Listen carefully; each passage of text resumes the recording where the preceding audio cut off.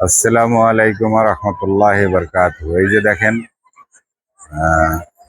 আবার আরেকটা ভিডিও করছি। এখন যাওয়ার সময় হয়ে গেছে, চলে যাব কিছুক্ষণের ভিতরেই। তো কক্সবাজার যতক্ষণ ছিলাম ততক্ষণ মোটামুটি একটা মাইন্ড ফ্রেশের দিন ছিল। 2 দিন 3 দিন ঘুরে গেলাম। আপনারা আসেন, আপনাদেরও ভালো লাগবে। আসলে কক্সবাজারে আসলে সবার কাছেই ভালো লাগে, আপনাদেরও ভালো লাগবে।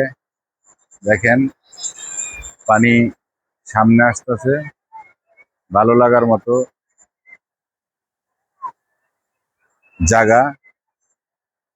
ঢেউগুলা কিভাবে আসতেছে, কত সুন্দর দেখেন।